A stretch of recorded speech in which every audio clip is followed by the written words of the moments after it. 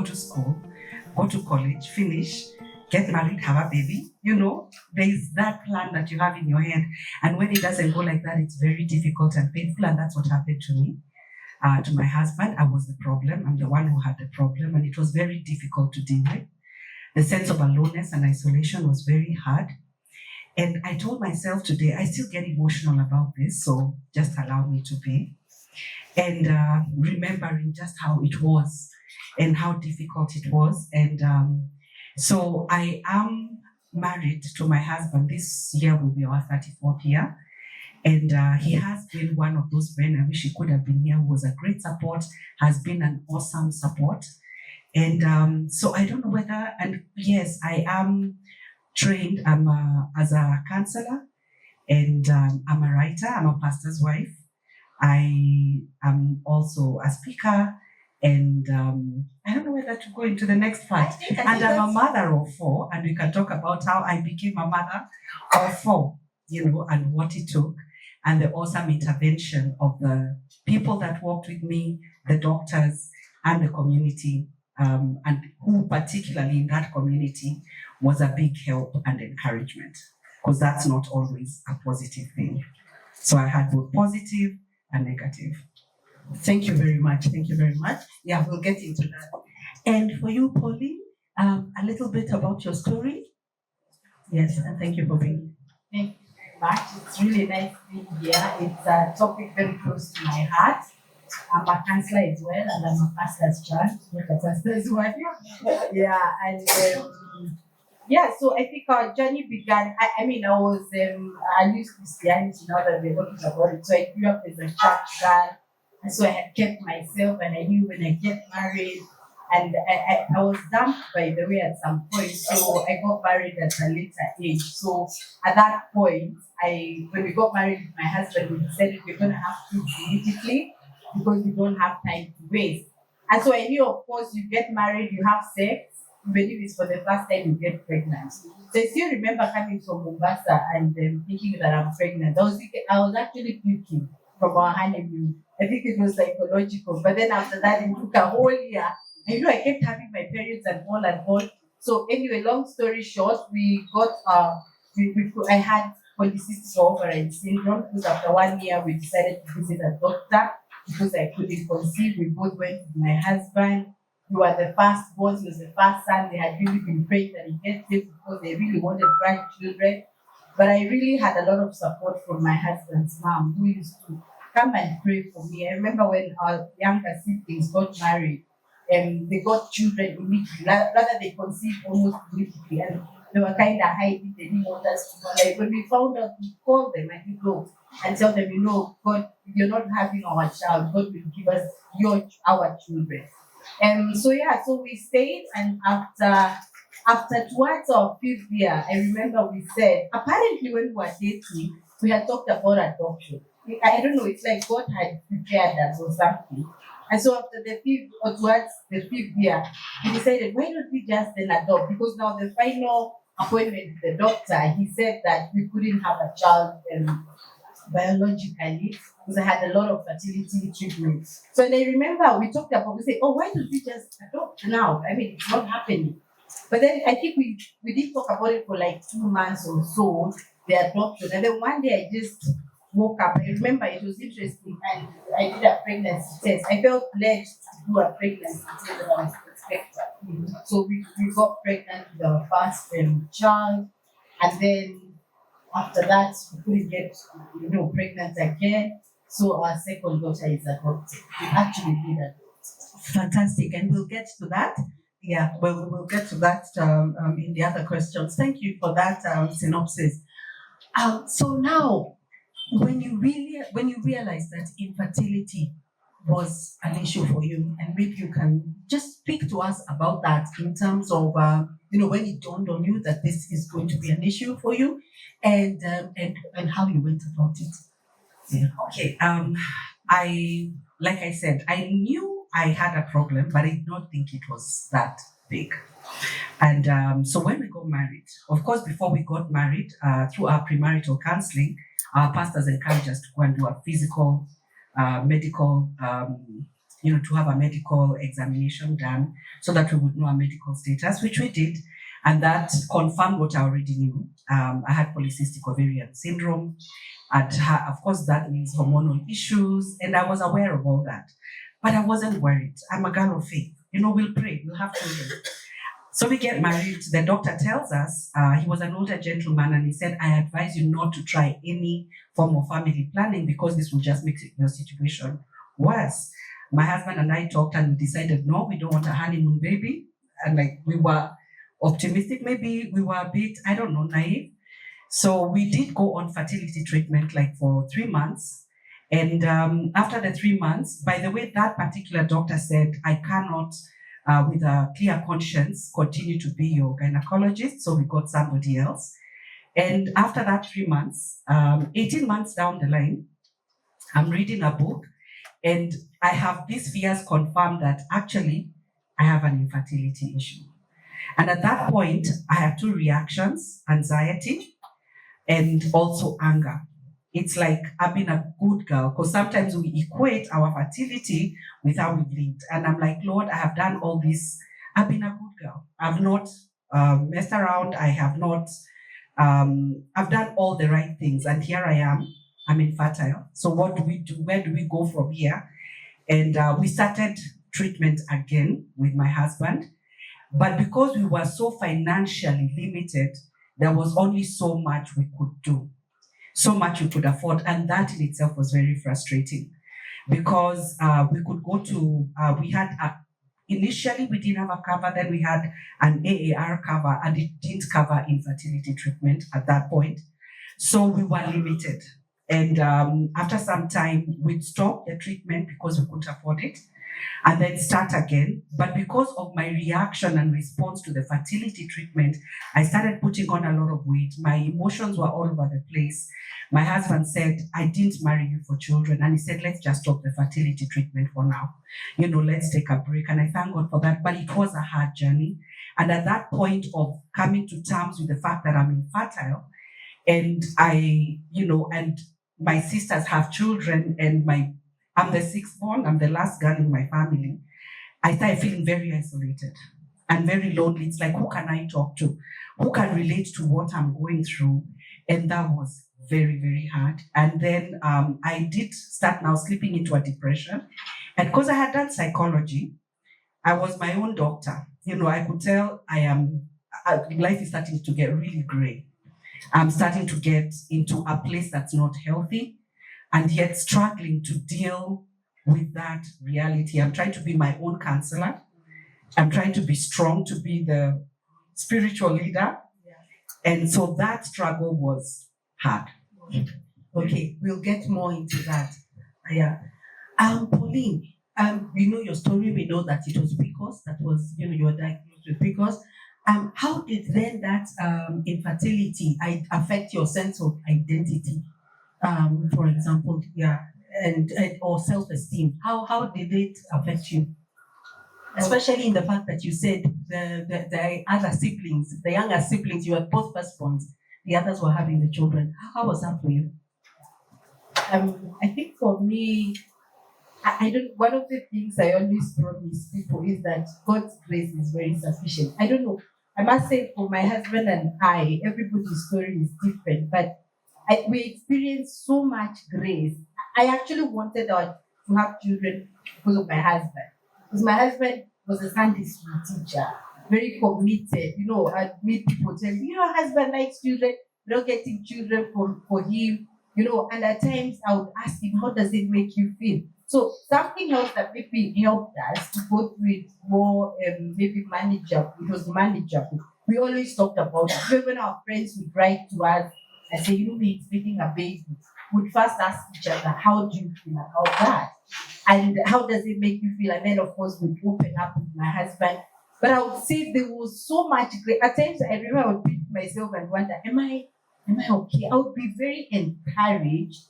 And every time we go to visit someone's child, we would pray. Like, God help us. When we go to Biashara Street to buy a dress or something for the baby, we would pray. So there was so much grace. And I guess because of my law family, which would have been maybe are bigger because they are very close to us. But my mom-in-law would come and pray over me, and hold my tummy. My husband as well, a family. I remember when I was diagnosed and he told the doctor, because even him went through, the testing. He told the doctor she can't take medicine alone. What can you give me to take? Even if I don't have a diagnosis, she will not take alone. Give me, even if it's protein med. Are there protein med? I don't know. Yeah, those ones. So he said when she swallows out, we also swallow. It's not her project. So he would say that, and then it would take for some time. You say, don't take them anymore. And he would say, we're not going to take anymore. If God wants to give us a child, He will give us a child. So we experience so much grace, honestly. And I think we talked so much about this together. Yeah. Thank you so much for sharing the importance of communication and also support. The family support. I mean, you can see how that has helped carry you. Jane, thank you, because you also shared something. You touched on mental health, and you said that you started realizing that you were getting anxious, you're almost getting depressed. When did you know it was time to seek help, or what was it for you? Okay. I wish I had that grace. Me, I didn't. I struggled. It was hard.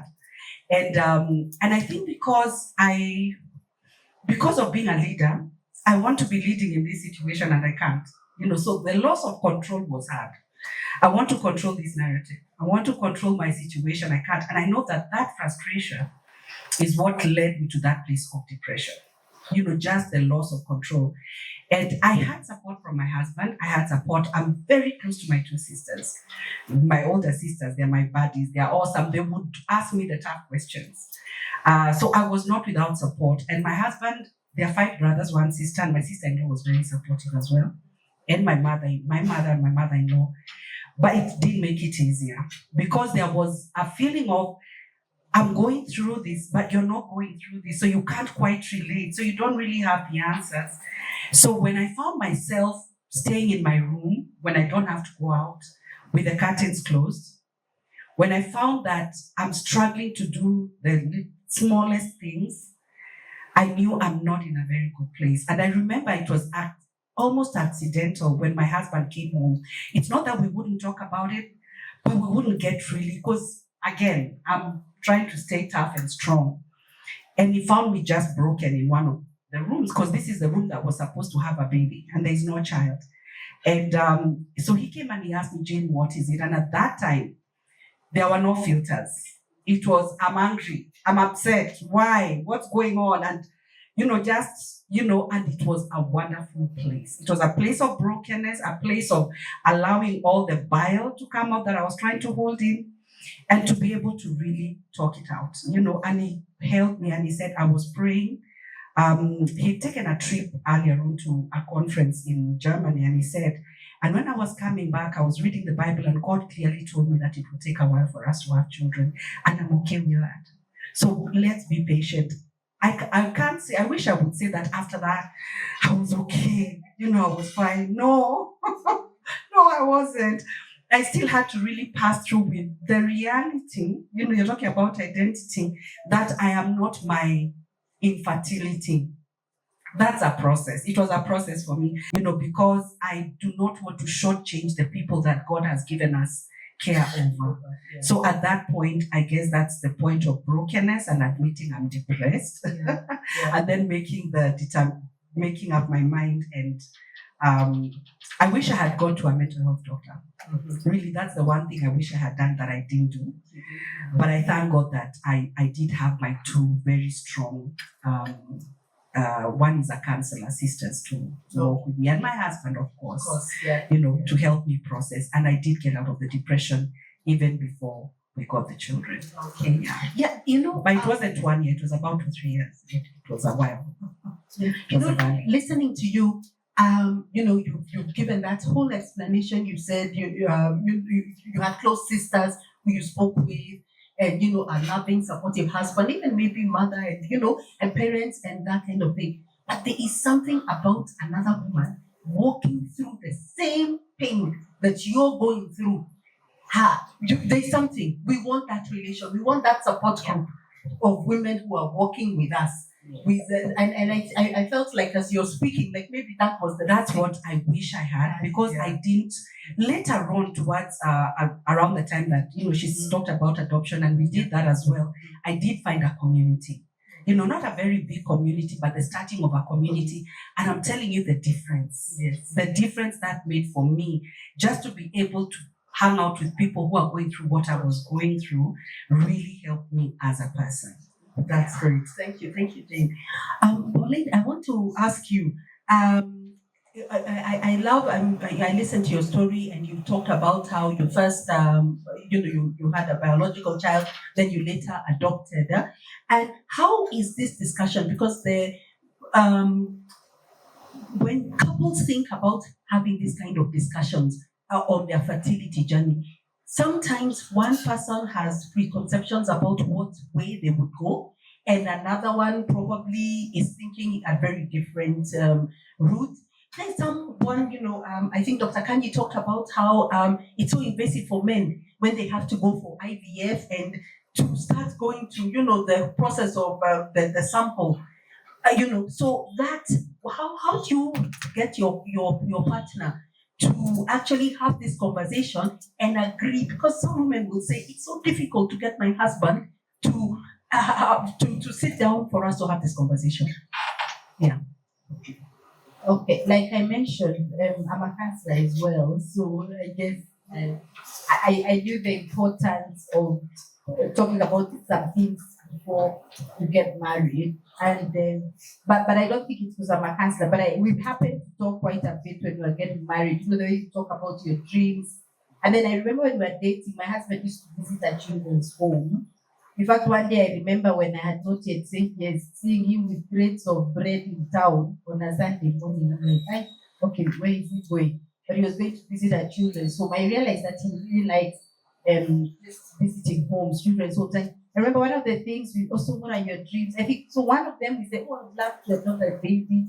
Then he said the same. So before we got married, we had talked about would love to have 2 children, biological, that one adopted. So now when I guess that's why it was a little easier for us for the discussion to come up. But we did talk about like if we don't have a child biologically, because we knew it's a math. I mean, how can we not have a child biologically? So then so when now it couldn't happen, we said, okay, how about now we start? So I guess the harder part was now we needed to tell our parents before. And we didn't know how they would take it. We were not going to seek advice from them, but we're going to inform them because we knew at times when you seek advice on some of these things, you can be discouraged.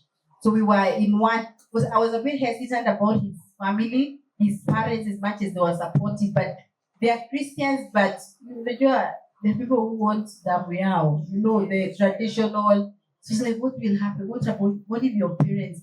He said, but no, it's our decision. So we're just going to tell them. For some reason, I knew my mom was a bit liberated and my siblings, my dad is passed on. So I knew they would accept. So we agreed, let's go and tell them.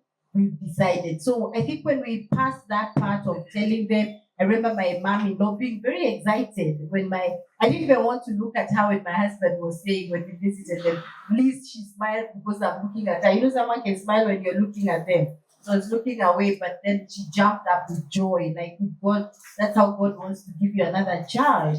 So be it. And so then after that, we started the journey. Actually, my husband took leave, I remember, so that we do the paperwork, we do everything, and then now start the journey of adoption. Yeah. Thank you very much.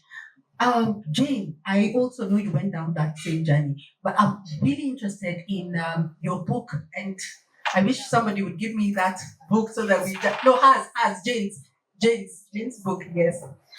With such an interesting title. At what point did you write this book?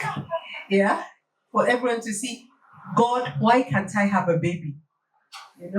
What was going through your mind when you were at this point? I wrote the book because I wanted to reach the community, which sometimes feels invisible. Now, as a pastor's wife, there are people who will come to me and talk to me about a friend or talk to me about themselves. And because I remember going into bookshops and looking for books on infertility, because I was looking for somebody who can identify with me, and there weren't very many books. In fact, I don't remember. The books that I got looked very scientific and hard to read, and I didn't want a biological book. I wanted somebody else who's gone through this. I wanted to talk, I wanted to have a conversation with somebody else, and that's what inspired that story, to be able to encourage. I always say, I wish I had waited well. I really wish I had, but I didn't. And it was a book to tell people, please, if you're on this part of the journey that I was on, you don't have to go the hard way that I did. There's a better way.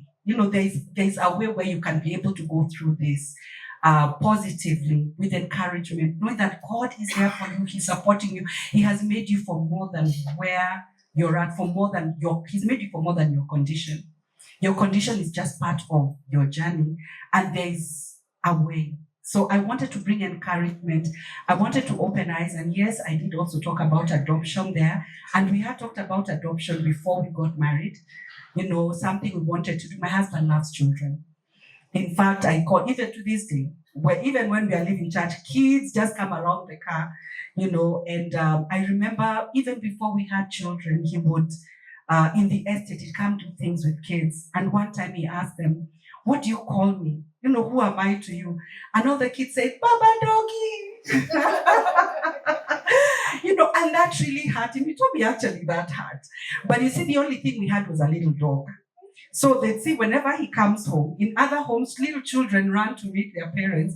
But in our house, a little dog runs out to meet them. So I really just wanted to be open, vulnerable with the wounds and the pain, and encourage somebody else going through that and says, you know what, I hear you, I feel you, but you can wait better. So you can wait better than I did.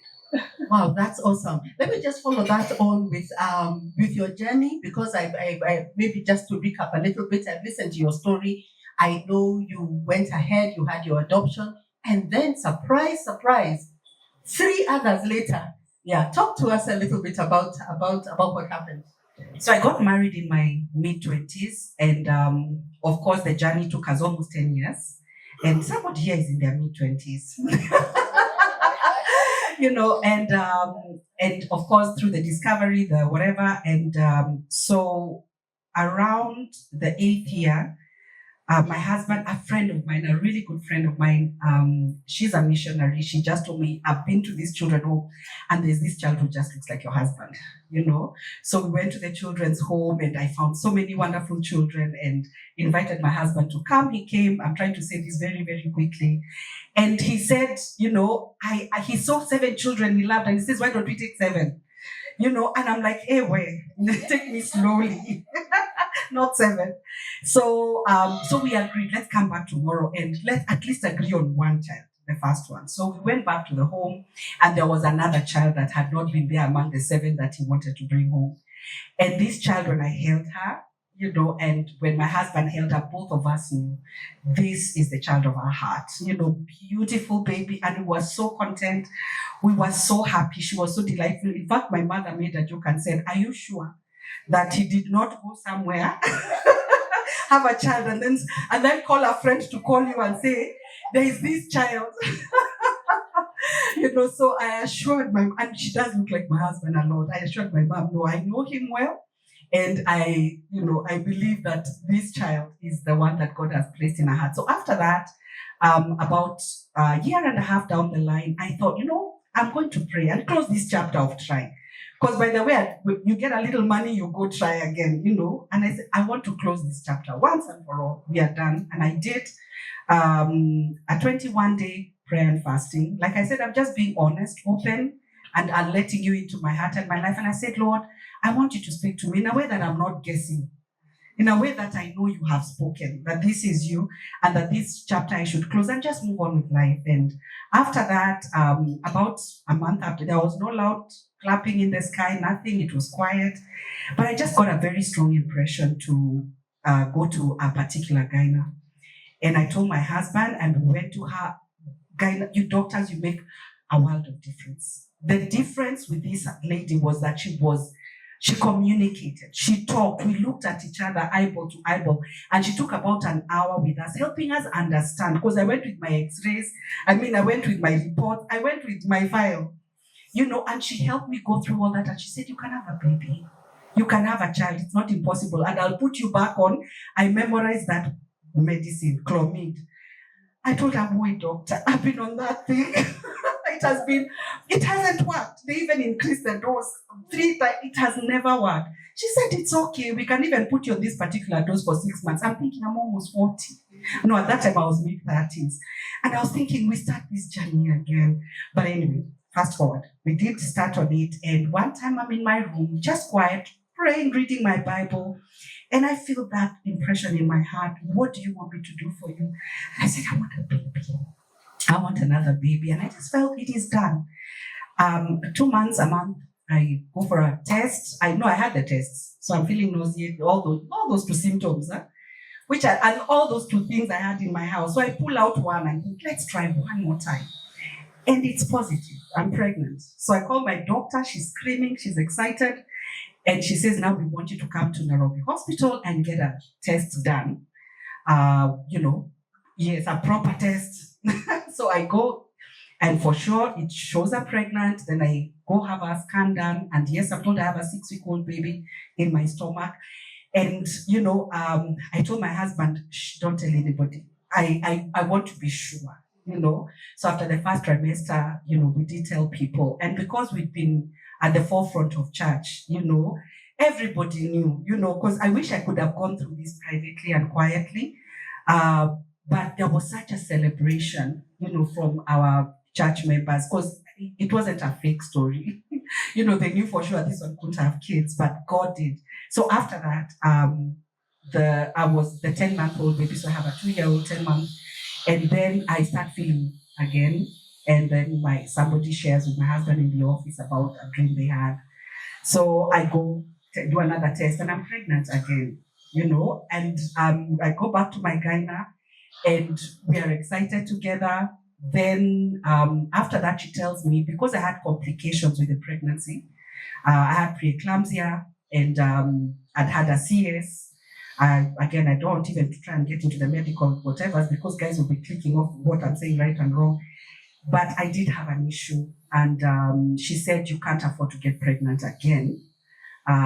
So she put me on family. I don't know what it was, but I knew it was injected. And she said, you cannot get pregnant again because you could lose your life. And 2.5 years down the line, I did get pregnant again, and this time without intervention, in fact, we were actually intervening to stop the pregnancy, and I'm about 40. And that was scary for me, because I thought, what is going to happen? Because of everything the doctor had told me would happen, and why it was so important for me not to conceive again. So I had to go and just pray and tell God, help me deal with my fears, because I don't want this child to feel rejected. So I did, and God gave me peace, gave me a scripture. And yes, the journey wasn't easy. At 6 months, 6.5, the child was delivered through a CS. He was premature, and but he's alive and well, and he's healthy. In fact, of all our kids, he's the tallest. He's 6'5". So I'm like, God, when you did a good job, you did excellent, for sure. So I thank God for the 4 children. So that's how come I'm a mother of 4, and the last one. And of course, the older you are, you're told all those things about what could happen to your child.